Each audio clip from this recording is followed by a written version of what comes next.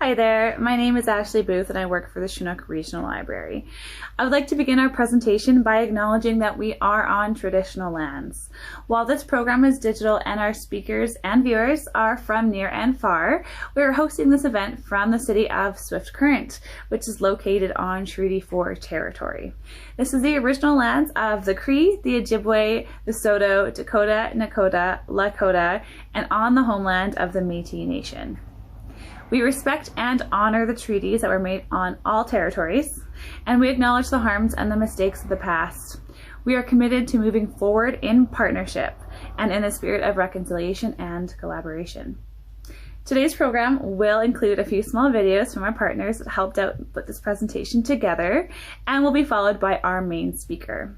During the presentation, there is a chat window available for viewers. Please feel free to submit your questions anytime during the presentation. However, our speaker will be addressing them at the end.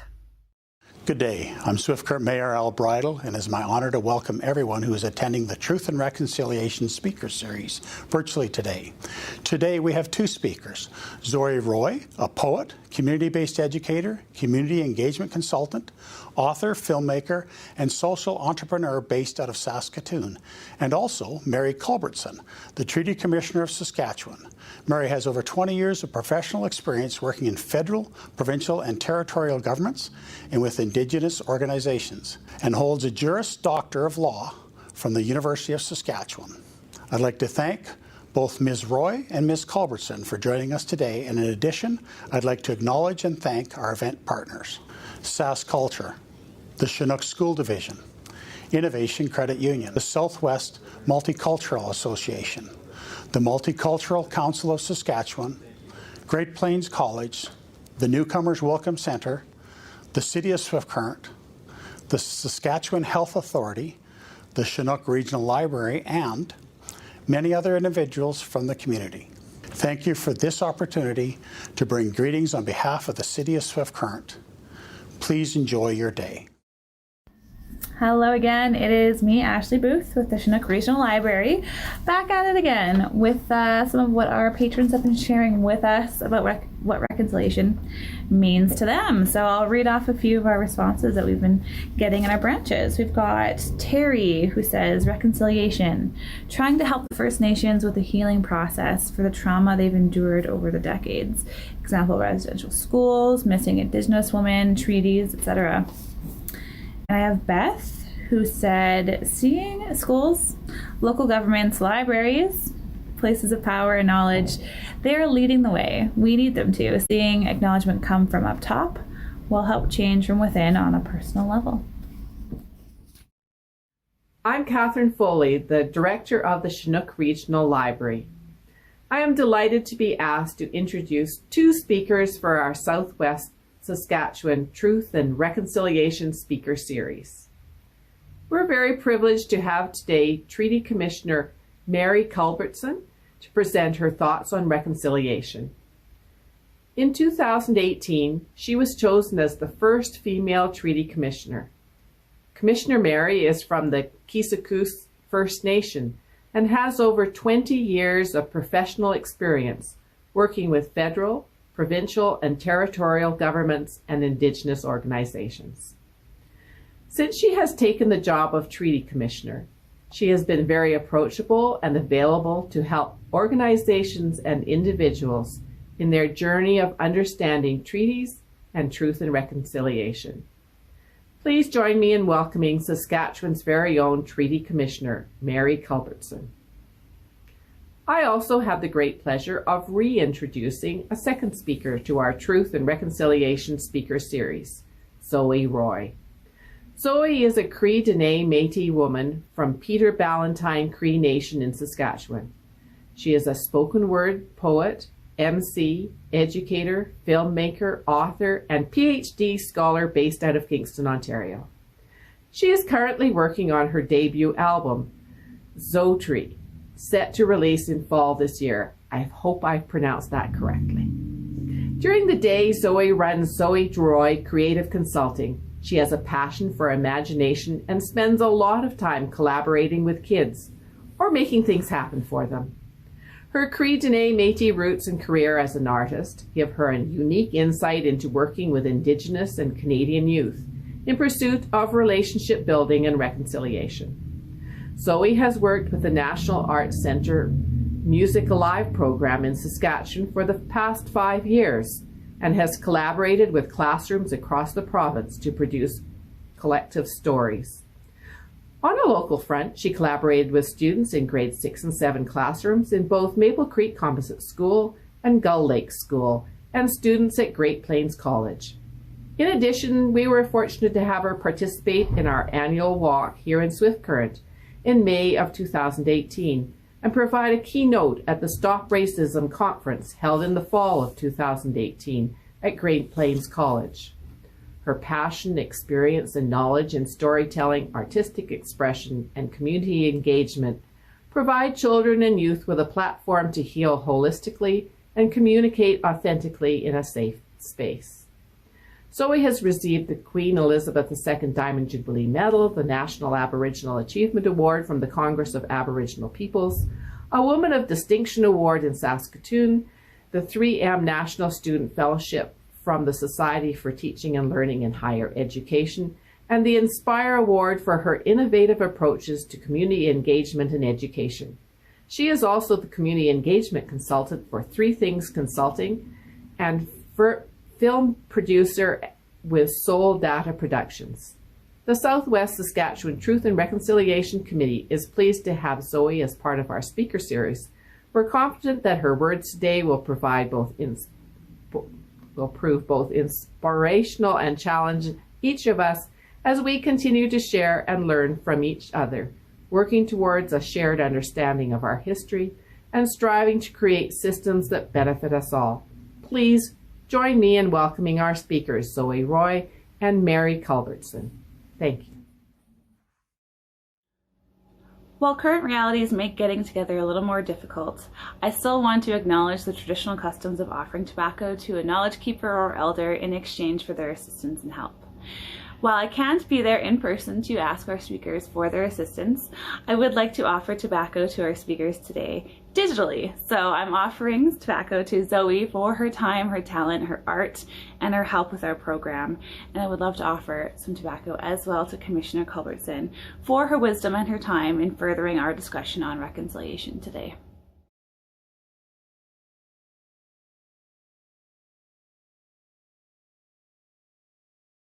Happy to be here. My name is Zoe. This is Christy. Do you want to listen? Sorry, I hear voices. Okay, I'm going to keep talking. Hi, everyone. My name is Zoe Roy. Thank you for allowing me to be a part of your speaker series. I hope that what I shared last week was helpful for your efforts locally in your own life, in your own family, and inspired you in some way. I'm going to share some poems with you today and then hand the floor off to the very inspirational Treaty Commissioner, Mary Culbertson. I'm going to share a new poem.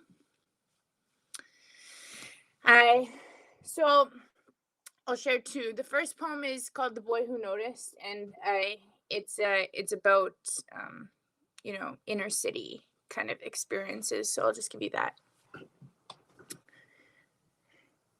He was born in a place not known to most. Some walked by and shrugged their shoulders, you see. The world we don't understand offers no immediate grasp. It's easy for us. We just shrug our shoulders and smile back if they smile first, but we don't smile first. We just walk past with our heads high as if we don't notice, hoping they don't notice. And then wait until you feel like a jerk 10 steps later, 'cause you know you noticed. Now, imagine a child, and maybe one who noticed. This particular child was born to someone who forgot she once had dreams. She was no longer exploring, a wonderment's lost. There was nothing curious to her, so she'd stay lost in her thoughts. The world's proven twice over, maybe a little more. People will lie while grazing the tips of your lips, so there's nothing she'd fall for. A syringe and a strap just won't talk back, and sure, sometimes she'd collapse. Maybe there's one thing she fell for. He was nursed by the neighbors, held by their children. He was raised by the world, but it felt like hell that he lived in. And how can they be forgiven if he hasn't been taught how to live yet? Now this little boy joins the system where he's expected to give in. And he feels like he's doing everything wrong, everyone wrong. Teachers remind him he's going to have a hard time if he wants to move on. If he wants to move on. Move on to what? He's been shown his whole life that people don't give up. It'd be no surprise when he's given up. But he still tried to do things for people. You know, he tried to go the mile. He thought it felt nice to give, and he liked making people smile. So he did this for a while until he knew it never mattered. He became inspired by a world that made him feel flattered. He could disappear into the depths of his block, and he thought his older cousins were cool. They all rocked the same colors, and he wanted that too.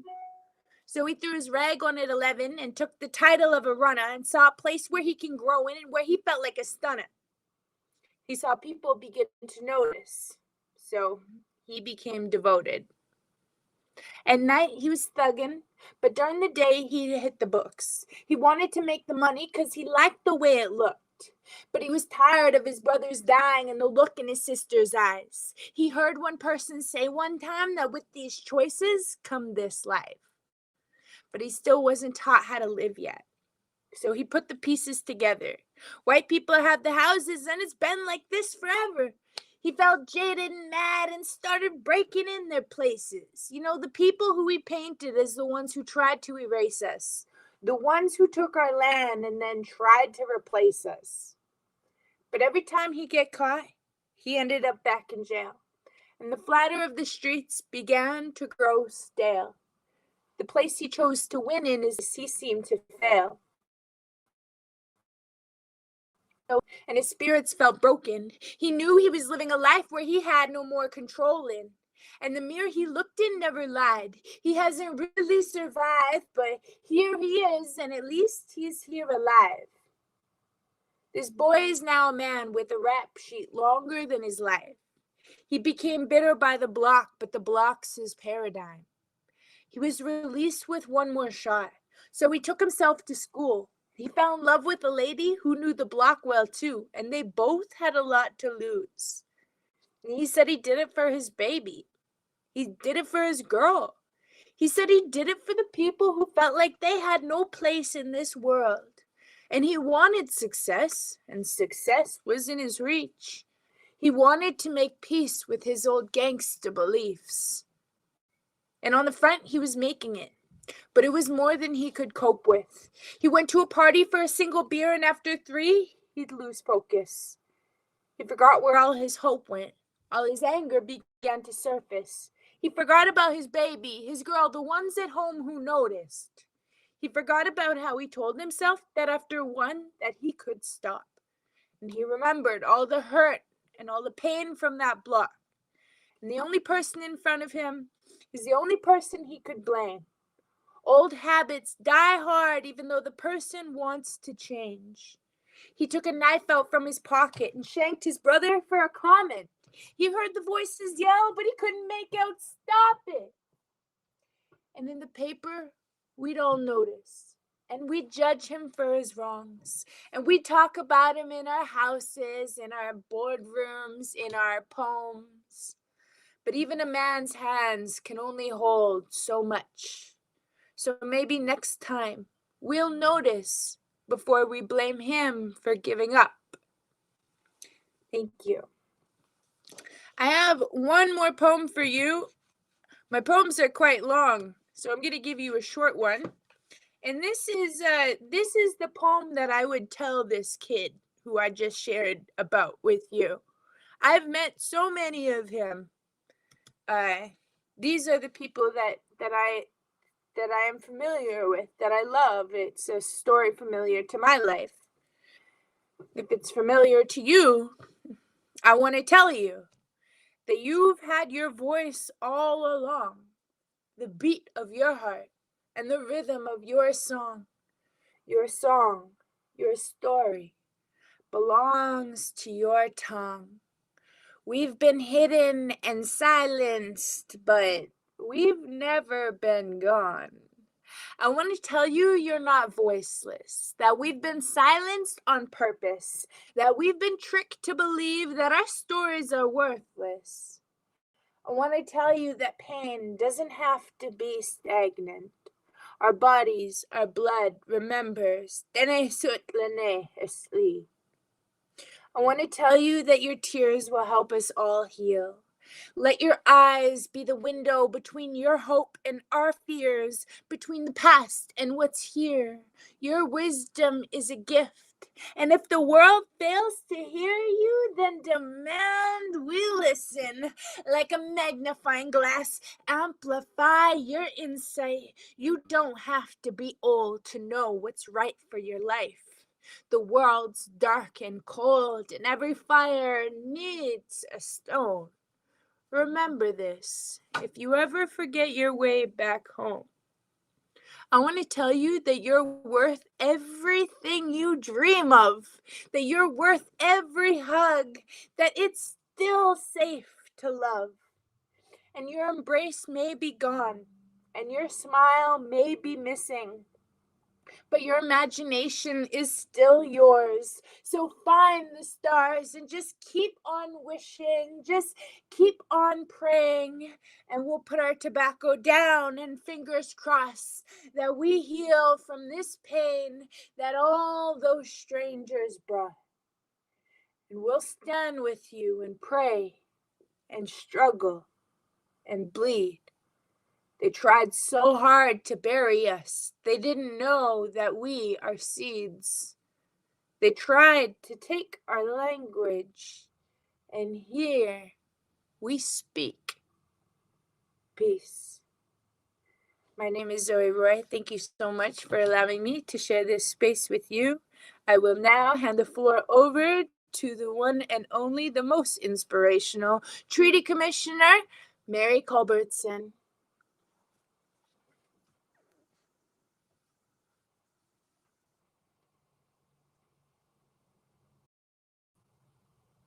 Poetry. It brought tears to my eyes, and thank you for the wonderful introduction.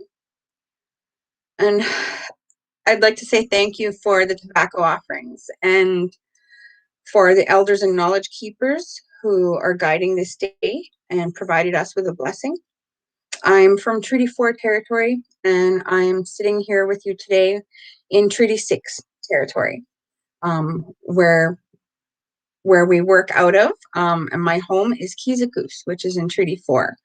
And of course, as we know, connectivity is not always the best throughout this province, especially in First Nations communities and remote communities. So if it weren't for those connectivity issues, we'd probably be at home in our First Nation, working remotely from there, with my mom, my kids cuckoo. But because of those connection issues, we found out we have to stay in the city during this pandemic. And that's really brought a lot of things with it, where we want to be able to be in our communities and be home with our family, and we can't, and we have to keep them safe. And we have to be responsible that way to protect our elders and our most vulnerable people as well. So coming to share some words and what I think about reconciliation to you today in this way, we're battling those barriers the pandemic has given all of us. And it's sometimes working out for the best, and the amount of people that we can reach. If it was in person, I would have been there. And I'm very impressed by what Swift Current has been doing and the work your committee's been doing. I first met Lisa Kuntz and Beulah from Great Plains College a couple of years ago. And I was fortunate enough to spend Orange Shirt Day that week in the community of Swift Current. And I was so impressed. And I make sure that I tell people when we talk about all the reconciliation circles and conversations that have been started in this province in the last 3 to 5 years, I make sure to mention Swift Current. So I'm going to share with you today my thoughts about 4 things, and it'll take us down different roads. And I thank you for listening and paying attention. So one of the first questions that I was asked to reflect about was, what does reconciliation mean to you? And as a treaty commissioner in this province, it's taken many different forms since I began this role, since I became a lawyer, since I became aware of the systems that have interrupted my people, First Nations people, Indigenous people. My dad, his name was William Culbertson, and he was Irish, Scottish, English, Australian, all kinds of European backgrounds. My mom is Ojibwe, which is Soto. Here, you'll probably hear that it being referred to that mainly in Saskatchewan, Soto. And last night she was telling me about some more family history on her dad's side, which is my Missamis, and how she found out that her great-grandfather was Sioux, and from what's now called Manitoba, and down into the US. And she was so proud to find out that part of history. So my Kuku side was a Brass family, and those roots can be traced all the way back to Europe in the 1600s, 1700s. My dad's side, I can trace all the way back to the Battle of Hastings in 1066. And then my mom's side, that is through oral history, right? My Missamis' side. So when we find out more and more, it builds your identity. It makes me so proud to find things out, to find relatives. Because some of those oral histories in many communities have been interrupted. And of course, we didn't keep records, written records, right? Indigenous people before that, it was through oral history, through their names, through their family ties. So my family is the Musqueam family from where's Treaty 4.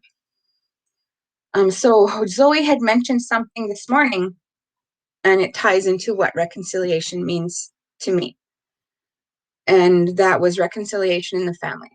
And I have said several times in different presentations that reconciliation starts in our communities, in our homes, and with us as individuals. And we know it starts with the people. We can never wait for governments to tell us how to treat each other. We shouldn't do that. We have to take the leadership and do it ourselves as people, as treaty partners. So reconciliation was a long journey for me to understand personally. And before the TRC brought to light the residential schools and the stories and those experiences and what it has done, I was learning about what that reconciling in the family means. So my journey, that's one of the things when you're a First Nations person or Indigenous person, you don't just be born knowing about the treaties. You don't just come into this world knowing about the systems that have affected your communities, the fabric of our country. We don't learn about those things just inherently. We learn about them through experiencing them. We learn about them through seeing them, through understanding those things. And because of the legacies of residential school interrupting our family systems, our governance systems through the Indian Act, our communities, and because of racism and discrimination embedded in all of those systemic things that were written on paper, they have taken away so much from generations of people. So I had to start understanding why you'd see so many people hurting, suffering from mental health, addictions, cycles of abuse, violence in families and homes and communities. And we still see that today, and unless we make drastic changes, we're going to still keep seeing it. It's all our responsibility to understand, to learn about it, to help where we can, but not impose. So I talk about these things from a place of privilege because I began understanding in my late 20s through my 30s. I began learning and understanding through my career in Corrections Services Canada about inequity, about overrepresentation in those systems. So my journey takes me to today, and it's going to take me into the future of understanding. I by no means know everything at all. We are learning every single day till the day we don't exist on this earth anymore. And we always have to be open to that. And sometimes understanding those truths is very painful and it's uncomfortable. That's where we have to have courageous conversations and have to have allies. So if this was a perfect world and we were everybody in this province, across these territories, working towards truth and meaningful reconciliation, it would be that no histories will be denied, and the truth in all things like our shared and collective histories won't be interpreted by one side. It would be a shared history. And understanding about residential schools and treaty promises are not something that nobody heard about in their classrooms before. It's not something people usually used to talk about, but we have to do that today. We have to talk about these things. We have to have conversations. We have to have belief that there's hope. And I know sometimes things happen and we feel like there isn't any hope, but there always is. And we see that hope in our children and in our grandchildren and in what we're doing here today. Reconciliation means our lives will be valued, that we'll have no more missing and murdered Indigenous women and girls, where the families aren't listened to, where these cases aren't investigated properly, where we're not thought of as second and third class citizens or disposable, and that our lives are valued as much as non-Indigenous people, where our mortality rates in our communities in every health aspect are not the worst in the country, where one day those systems will be equitable and we'll be able to work in those systems and not just be products of them. We'll be able to change those systems so they represent everybody, where First Nations and Indigenous people are not going to be the percentage that's economically drives prison systems, child welfare systems. That's just not how it should be. And so in this generation, we have the hard work of starting this journey. And I'm hopeful. It could be before I leave this earth, but maybe it won't be. But I'll still keep hope that I'll see that. Maybe it'll be in my children's generation when they're, leaders, when my grandchildren are leaders. Maybe it'll be that generation, but we have to start this work and we have to pass it on to them. So that's how we move forward. So how do we move forward from where we are? We keep educating, we keep having conversations. We see where are we in this journey, and where do we want to go? How do we want to get there? And maybe it seems too big, but that's where we just take one little step at a time. We take pieces. It's like, how do you eat an elephant? Well, one bite at a time. Through events like this is moving forward. We could have just said, okay, it's COVID and we're all just going to freeze and stop. But that hasn't been the case. Everything has been moving online, and it's been moving online quickly. In our office, for example, we used to have in-person sessions all the time, whether it was through public education in our speakers bureau or teaching treaties in the classroom. So we've moved that all online, and we're reaching more people than we ever could have in personal sessions. We've had over 100 participants, educators taking part in teaching treaties in the classroom online last month. And there's only 2 days in all of April where we don't have teaching treaties in the classroom booked virtually. We have to keep building allies and being allies. We have to keep building community conversations of truth and having those difficult conversations.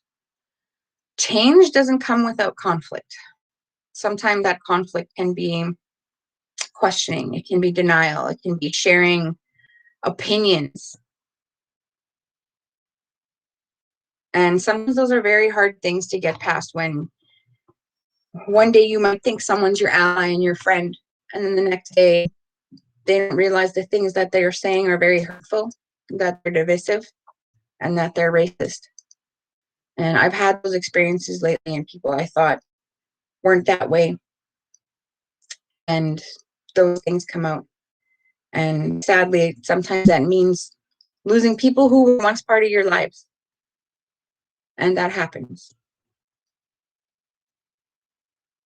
Wherever we work, volunteer, socialize, those are opportunities for us to share knowledge. We can share success stories about reconciliation conversations. We can share the truth, but we can never pretend the truth doesn't exist. And the Truth and Reconciliation Commission brought the word reconciliation to the forefront, but we can never forget about the truths where broken treaties, residential schools, and a broken promise of education that turned into a residential school education. We had the Indian Act, and we had all these systems that divide us, like status. Being a status Indian means you're registered in Ottawa in a database and given a number. Non-status means you don't fit into their box, into their system. And so many times there's been conferences about status, about citizenship. When our ancestors entered into treaty, they didn't say, come and line up, let me see who's your people and who's not. Communities determined who their people were. Families determined who their people were. And instead we had an Indian Act policy that was implemented to diminish how many people were actually getting paid annuities, because it reduced the federal crown obligation, the fiduciary obligation, about how much money they had to pay. It came down to money, economics, economic racism. So understanding those systems and not letting them define who we are, and understanding that residential schools were never meant to happen. They weren't supposed to happen. And the things that did happen there, we can see the results of them. We see them in our communities. We see them in poverty. We see them in racism. And we see them in discrimination. We've seen the truths be told with the Truth and Reconciliation Commission. And that commission has so far been the most powerful movement that I have seen in my lifetime about having the true relationship with the peoples of this land be reconciled with. Where we are sitting in Treaty 4 and Treaty 6 territory, our ancestors didn't think that when they entered into treaty in 150 years, they would see the despair in many communities that there is today. That wasn't their intention. When they said, we want our children to know the cunning of the white man, and that was made into a treaty promise in Treaty 4. That didn't mean we want them put in residential schools and abused and their language taken. That didn't mean a grade 4 industrial type education where our people were taught to be laborers. and told they couldn't go any further than that. They wanted their children to be doctors, to be lawyers. So we could understand the cunning of the white man, but keeping who we were, knowing who we are and our identity is so vital to the survival of nations, to the survival of people, survival of families. But we also need to understand how we got there. And being good allies is understanding this too. Everyone is touched by colonization. Whether you are a non-Indigenous person or an Indigenous person, we are all touched by colonization and what it has defined or tried to define, what it has done.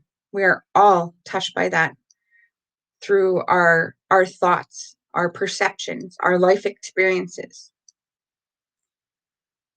So we have to understand these systems, and we're doing that through education, by talking about those things, by providing resources, by having a network, and staying strong, being brave. Because sometimes those difficult conversations, they're hurtful and they're emotional, and it is not an easy journey, right? Nobody said it was going to be easy to have reconciliation, and it sure isn't. So that's where we keep looking at the goal, at hope, and we look at our children and our grandchildren and have hope that they're not going to have to go through the things that their grandparents have, that they're not going to know discrimination and racism, because as a human being and as the human race, that's not how we're going to survive. We have to be good to each other. We have to be kind. So even though those days can be very dark and hard, we have to keep going. So it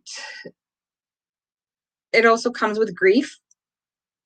Grieving some of those relationships we might not have anymore because we speak the truth. Losing people you think were your friends, losing people you thought were your allies, or thinking just when we're getting somewhere, something happens. And that happens a lot in this province.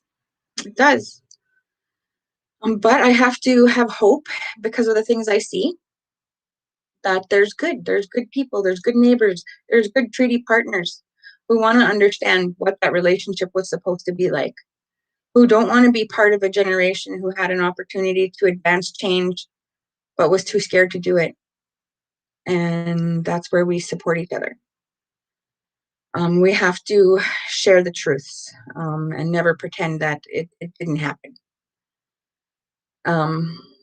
We see a lot of social media, good and bad. I mean, it's a good thing and it's also a bad thing, because people get very brave. They like to make those general comments out there and think there's no consequence, because there wasn't consequences. Hate crimes. And then who's defining hate crimes? Who's defining discrimination? I was talking to a colleague one day about how non-Indigenous people should never be the ones defining what discrimination is, what racism is. Ensuring we have mechanisms in our workplaces, in our systems, in our schools to protect people. That those mechanisms are going to be created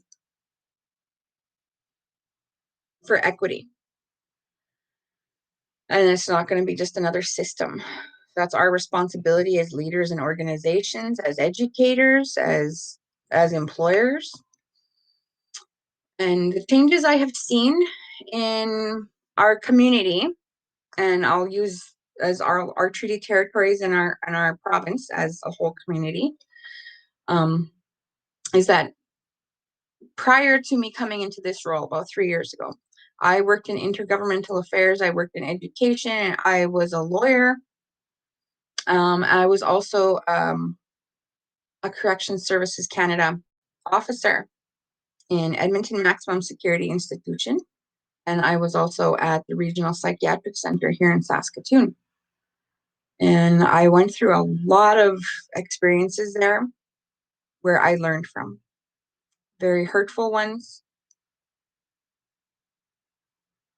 And I also had some good experiences too. I had allies. And having those allies at times is what got me through to know that there was hope. There was good people, and there still are. 3 years ago, there was about 3 or 4 reconciliation conversations or circles happening across this province and territory that I knew of. Today, there is 10. And within a year of me coming into this job, that's when these 10 all formed, when we had a total of 10.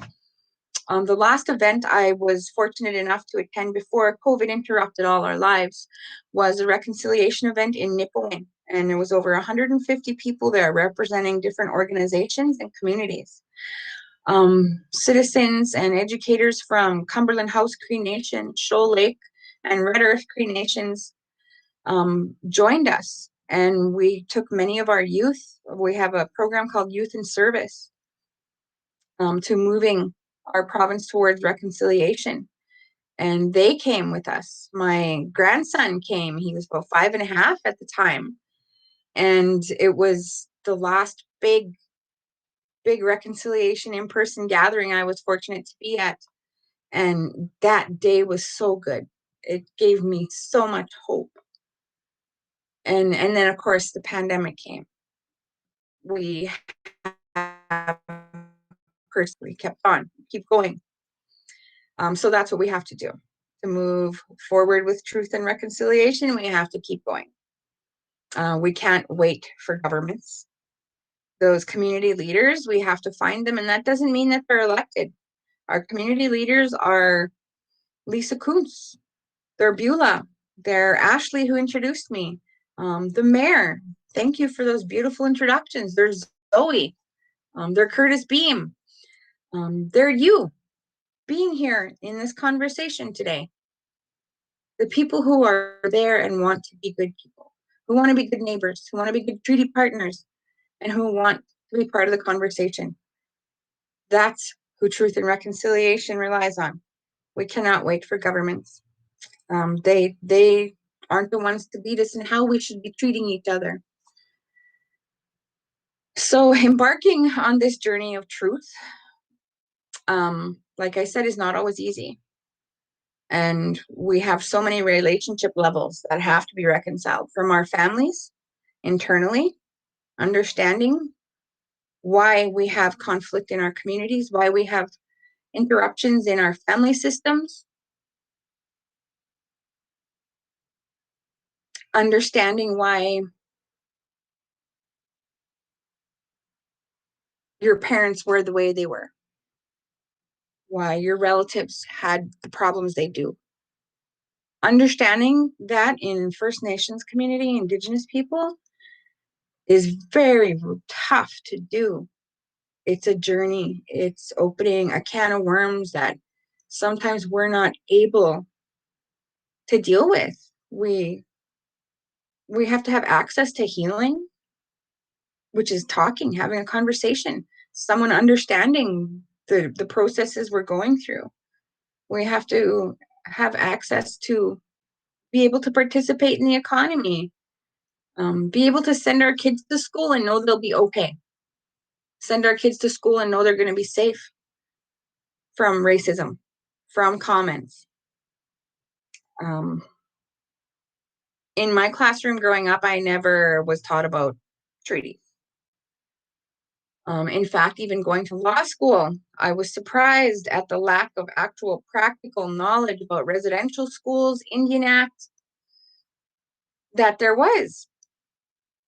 And I was going, I was in law school. I was looking around, and I'm with colleagues and people who are going to be CEOs of corporations.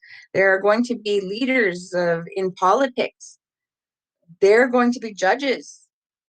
They're going to be the ones making decisions. And those decisions are based on life experiences and the lenses that we see things through. So I had an incredible journey understanding these things in my jobs and in my law school career, and then being a lawyer. And I was fortunate and honored enough to be able to represent residential school survivors in systems and in processes through their stories in order to get some compensation for the wrongs that were done to them, their families, and how that impacted them. And it's never enough. No amount of money can replace identity, can replace loss of language, culture, family, parenting.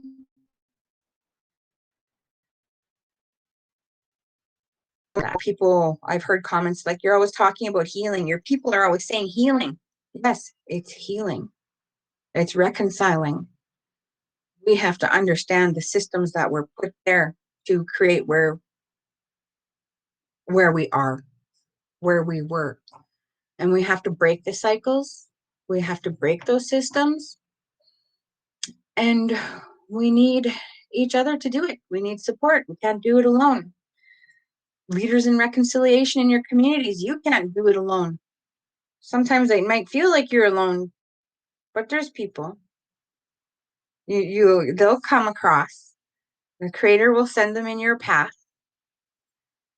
I always like just random conversations about just something. You could be striking up a conversation with somebody getting in line, getting coffee, and all of a sudden that makes your day. And it just changes your outlook on things. Just having a coffee, talking with someone. Sometimes if you feel like you don't have an ally, then I can help. Sometimes I just like to have a chat with somebody out of the blue. Talking is healing. Talking. I went to pick sweetgrass this summer with my aunt in Nesbitt Forest.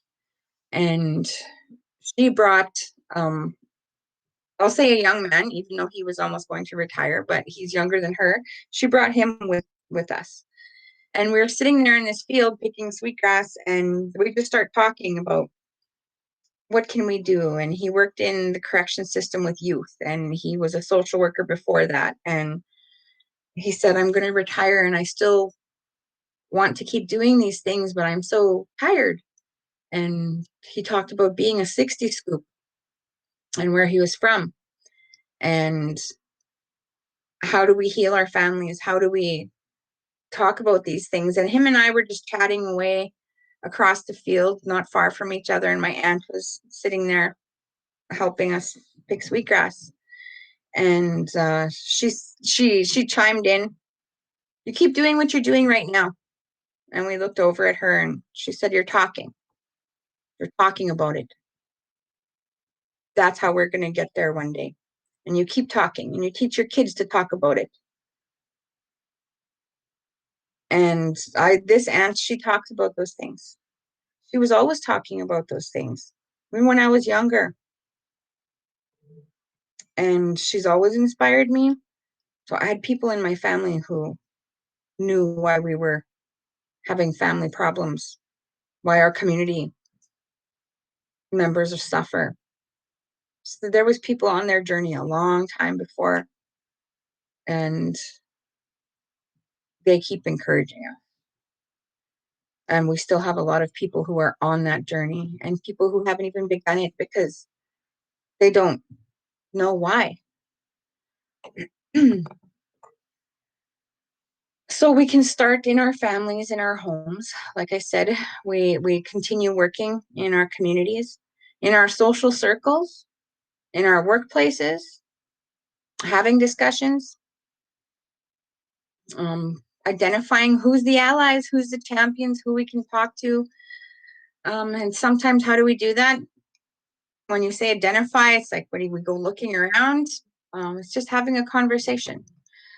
Speaking up when we know that there's things that are wrong. informing the miseducation. And we inform miseducation by providing education. And there's so many aspects to be educated on, about colonization and its roots, about discrimination, about racialization, about meritocracy and the myth of meritocracy, about the broken treaties and what that relationship was supposed to be. That leads us to having conversations. So we need to know where we were and how we got to where we are. Like the famed TRC commissioner, former judge, and former senator Murray Sinclair, he just so simply stated, it's education that got us into this mess, and it's education that's going to get us out of it. And the first time I heard Senator Sinclair speak in person while he was still with the TRC was he came to my law school. And I was having a really bad time that week. And within our Law Students Association, somehow it was picked that I was going to pick him up from the airport and I was going to drive him and take him to the airport. And I think as I was one of the only ones that had a car, and I'd get up really early because I had kids that had to get to school. So I picked him up, and I had, very early in the morning from his hotel to take him to the airport.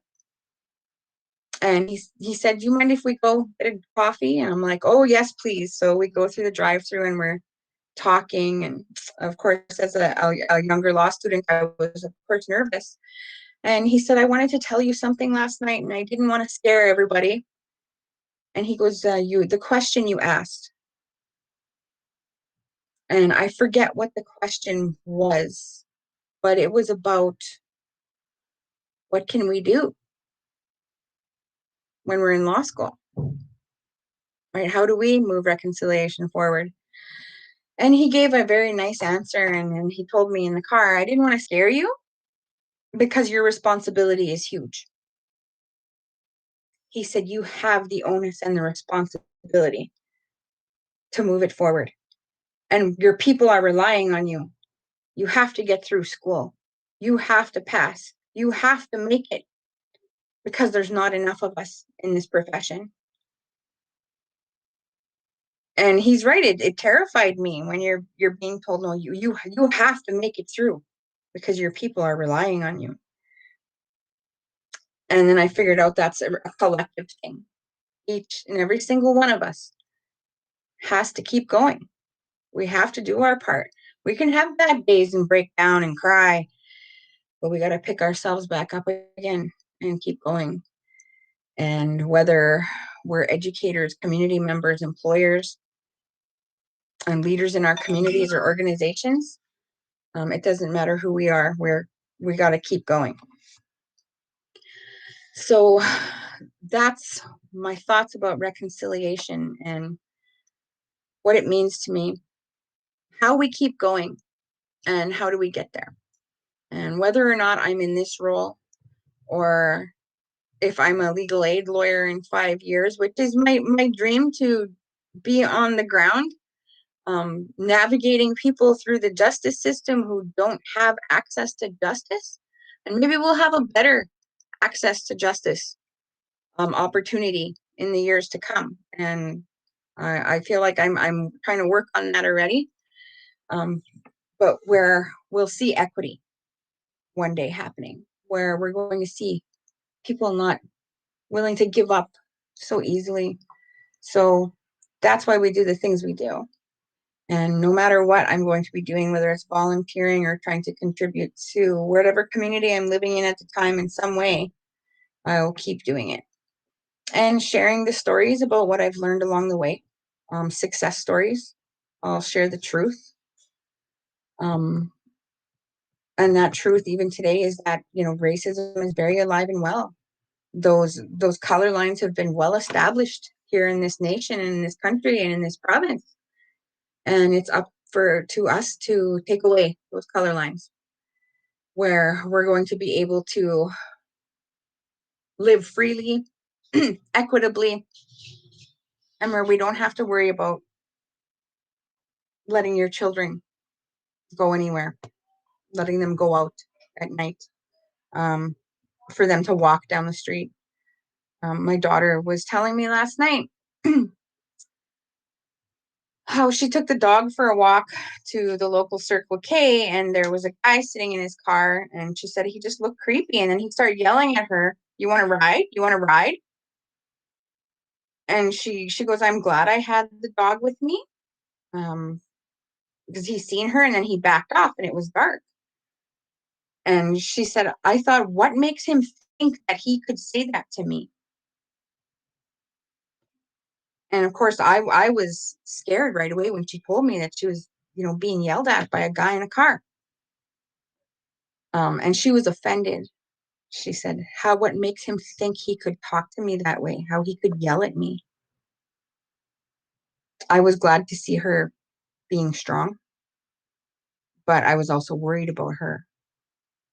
And that worry never goes away when you're a parent. So worrying about the color of your kid's skin and how they're treated, it's not going to go away in my generation because it's still here. Maybe it'll go away in my grandchildren's generation. And my grandson does Google Classroom, so when I do get to help him, if I'm able to, because it's very confusing for Google Classroom with me and a 7-year-old.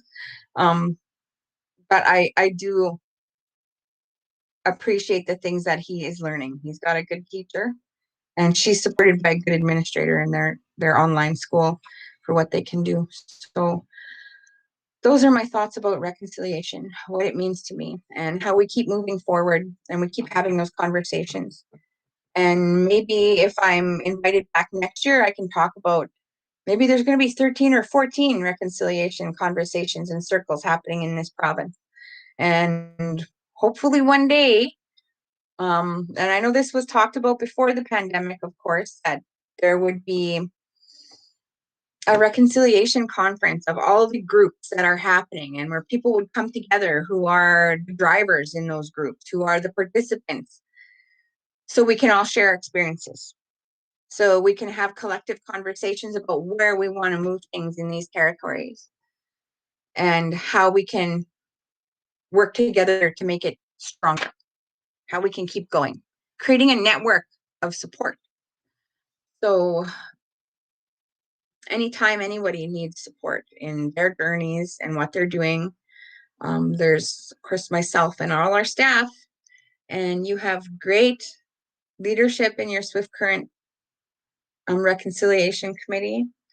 We have to look around to our knowledge keepers, and I cannot stress enough how important our elders are, and those people who have lived experience, how they can guide us.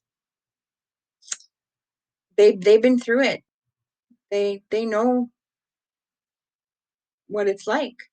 That's where we can seek out a lot of knowledge, where we can seek out comfort, where we can seek out support sometimes.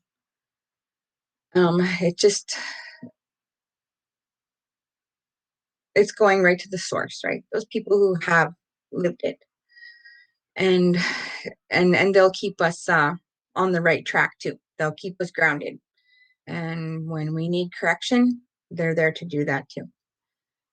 So with that, I'd like to say thank you, Miigwech, for listening to me today, and I will be open for any questions and answers now. And I thank you once again for the wonderful introductions, for listening to me today on my thoughts about reconciliation and our experiences and how we're going to get there.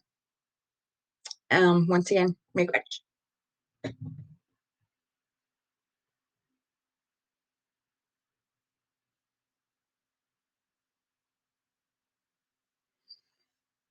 Okay, I see a question popped up here. And I wasn't familiar with this type of pop-up thing. So it says, how do you suggest we get the R removed from health cards?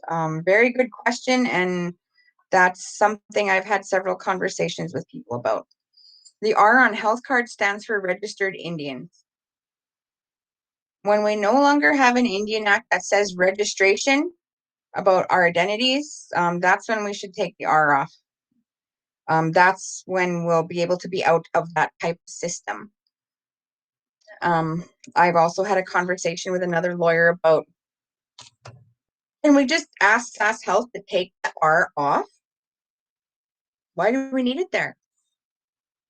Just very simple things. So that's a good question that you've sparked for me to pick back up and keep going on.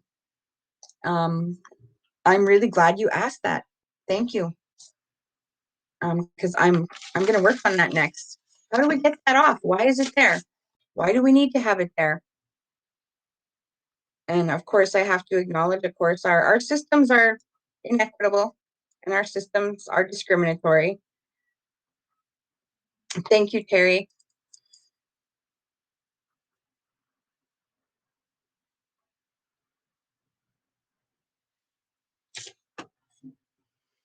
So a couple other questions that have popped up is, what areas of reconciliation still need more work?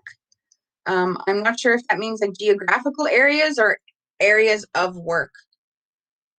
Say in what you have the division there of reconciliation on the screen.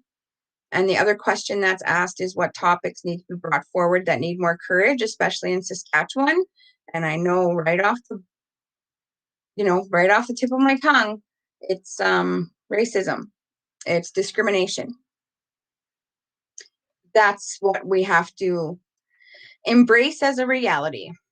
It is here and it exists. We see it every single day. We see it in our systems. The question about the R being on our health cards, why is that there? Why are we still born into a system that requires us to be registered in Ottawa under a number? It's systemic discrimination. It's racism. And that is very much alive and well. And that's the truth of it. We as people can say, oh, I'm not racist. But I had somebody who used to always tell me that, say some really racist, crappy things to me a couple weeks ago. And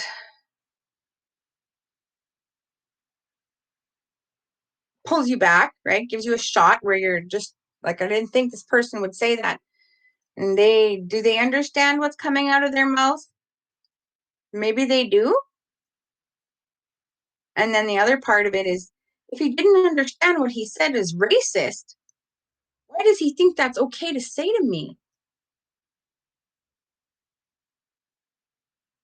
And I keep hearing him. Sunday night, I was having a bit of an emotional breakdown because somebody gave somebody my number and they thought they could call my number and say some more really racist, crappy things to me about First Nations kids. And, referring to troubled kids, all these troubled youth, but referring to it as a blanket. Like, if you're Indigenous, you're troubled. It's like, no, that's not the case. Why can't you just refer to it as kids, as youth? Why do you got to put a label on it? I get things sent to our office all the time about discrimination. My advice to people is to use those systems against those systems. We have the Saskatchewan Human Rights Commission. We have a lot of hunters who feel they've been being discriminated against by conservation officers, by things that are said to them or actions. I know of the story of the gentleman from Canoe Lake who went hunting by Humboldt with his youngsters, and he was detained and his kids were in the car, and he said it was like they were waiting for us to come back into town.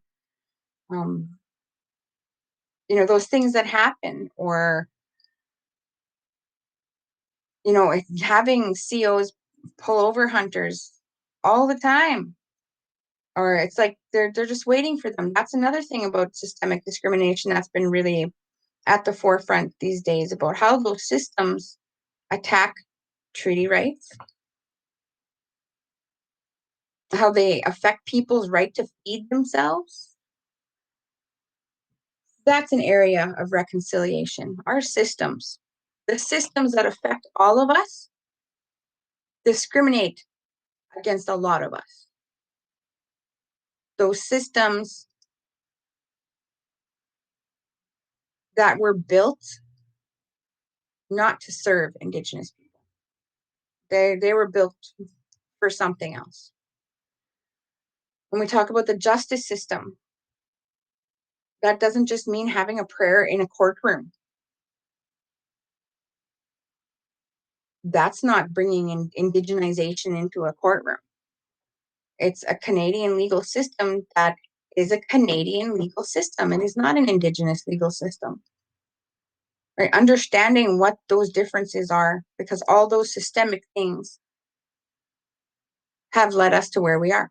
That's where we need to focus on reconciliation in an area that needs work, is those systems that affect us. And those systems are discriminatory. And the topic that we have to bring forward and talk about more is discrimination and racism. And it is uncomfortable. I have been on conference calls where I can feel the tension on the other end of the phone when I bring racism up, when I bring discrimination up. And I just envision in my head that there's these government officials sitting straight and straightening their tie and their jacket because I made them uncomfortable on the phone. I can just feel it. And I also know it takes a lot of bravery and courage, because sometimes you're going to get clapped right back at, oh, it's not racist. But who is that person telling you it's not racist to determine what racism is? So that's our areas where we need to work on, is the systems that affect us. Racism and how that's at the core.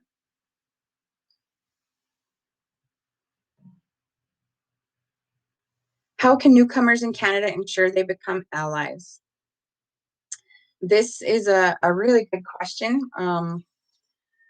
because we have had many of conversations about this. We have, like I said, our youth in service to moving reconciliation forward and across our territories. We had 36 youth who started off from 2 conferences, and there was 100 youth about at every conference. They wrote essays on what reconciliation meant to them. And from the 36 youth, the ones that have stayed and have continued on, some have moved away, finished school. Great success stories we have coming out of our youth in service, but we have newcomers on our youth in service group as well. And those are success stories too, because one of them is the Saskatchewan Youth Poet Laureate. Her name is Peace. One of them is a young lady from India. And we'd always hear those things, right? You hear about when newcomers come to Canada, they're told things like Indians are just drunks and stay away from these people and don't talk to them. We even hear about incidences where there's foreigners attacking women, Indigenous women. So those opportunities start when they get here, when they first come to our lands, our territories. They're influenced by what they're told. One of our youth told us, when we first got here in Saskatoon, the cab driver told us as he was taking us to where we were going to stay away from the west side. There's lots of Indians there. And this was a young girl. She said she didn't believe that. She just thought, what does that mean?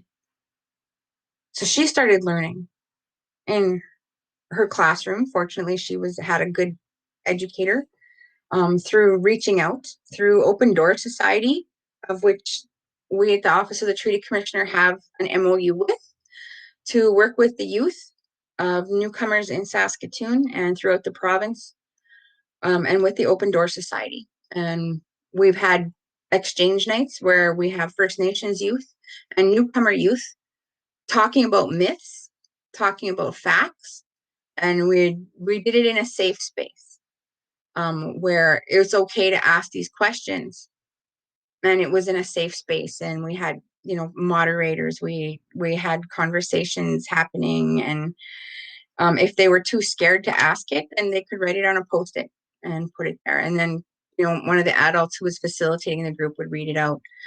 But it starts with as soon as they get here, and Open Door Society is a great ally now, and we found that alliance there to help educate newcomers about residential schools, reconciliation, about the treaties that allow us, as you know, if I'm speaking from my white settler side, my dad's people, that allowed them to come here. Treaties allowed this land to be opened up for settlement. It wasn't supposed to be at the detriment of the treaty partners, but it was. And so, of course, it's up to us to fix that. And even newcomers who come here, they have that obligation too. And I know that there has been work being done by the Saskatchewan Human Rights Commission, former Commissioner Arnault, in changing the oath, in creating a handbook for newcomers. And when they do become citizens of Canada,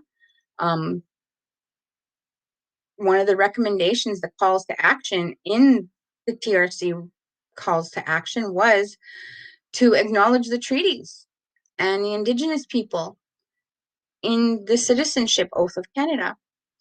So that's how we can engage newcomers and educate them. And a very important aspect of it is in the oath that they are swearing. And there has to be education behind that oath, not just it comes time for Citizenship Day and you shove them a piece of paper that they're supposed to read, but that education has to come with it. Unfortunately, it's not there. You know, they're not getting some sessions with survivors or with educators to talk about treaties or residential schools or the Indigenous people of where they happen to be living. And so there is a little bit of work to change that, but become better allies by education, joining organizations, and having conversations. So I'm glad to say that we do have that with the Open Door Society here now, and we just signed that MOU during the pandemic. Of course, it was digital, where we were sending it back and forth, and that's how we did our MOU. But we have that relationship being created, and it's going strong. And any newcomer associations that do want to have that alliance and partnership, I hope they reach out to their local reconciliation circles and start that conversation there.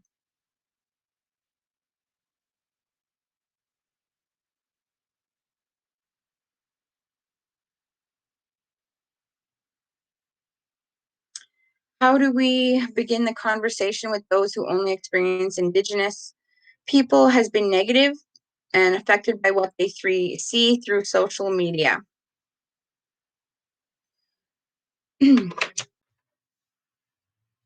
To answer that, I think we have to have a willing conversation, though, where is that person going to be open to talking about, well, where did you see that?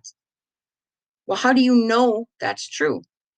Did you know, like just having a conversation, did you know that this is why maybe that person you've seen being arrested by the police was in that situation? Did you know that poverty is a huge issue? Did you know that economic racism exists? You know, it's having those willing conversations. Sometimes if a person does not want to have that conversation, right, we got to walk away. There is going to be that percentage of people who, no matter what, they are not going to change their mind. They are not going to want to listen, and listen with their, not just their ears, but, you know, their heart. feel that out first, because sometimes those don't go well. You'll just get pushback. But maybe that person will walk away thinking about it. Or maybe they'll be just stuck in their position, that it's a waste of your time and it's just a drain on your energy, and it's going to make for a bad situation. So it's trying to challenging them on their information a little bit, if it's safe to do so.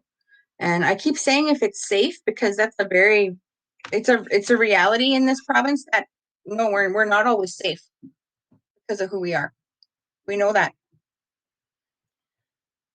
For example, when we talk about social media and those negative consequences and all of that, you know, when the first month of my experience in this role was the verdict from the Gerald Stanley trial for the killing of Colten Bushy. And not only were we afraid to let our son go out that night in Saskatoon with his cousins, it was like, no, you're staying home. You're not going anywhere. Because we were scared for him to go anywhere with his brown cousins. Car full of brown boys, I don't want that. It was like you could just feel the tension in the air. And then we know what came with the social media comments. We know that there was people saying, just kill them all. Just shoot them all. Why would you think that's okay to say about a people? But because there's never consequences here. And it's happened before. You know, there's a long legacy of people dying because of the color of their skin. And we have to challenge those misconceptions when it's safe. And again, you know, here we are saying when it's safe, make sure you're safe, because that is a very real reality right now. And it has been. So how do we start changing that, right? Letting people know, like, what you're saying and what you're thinking is not right. It's wrong. Or where did you get that info? Well, who told you that? You shared a Facebook post? Well, did you look into it? Well, I think you should research that more. I think I'll tell you what I know about it. I'll tell you what I know about residential schools. I'll tell you what I know about missing and murdered Indigenous women and why there's so many. I'll tell you about what I know, about what I heard about the treaties and how we're supposed to all benefit as treaty partners, and we don't. So challenging it when we can. Showing them that there's the positive side. And again, that comes with education. Like Senator Sinclair said, it's education that got us into this mess. And it's going to be education that's going to get us out of it.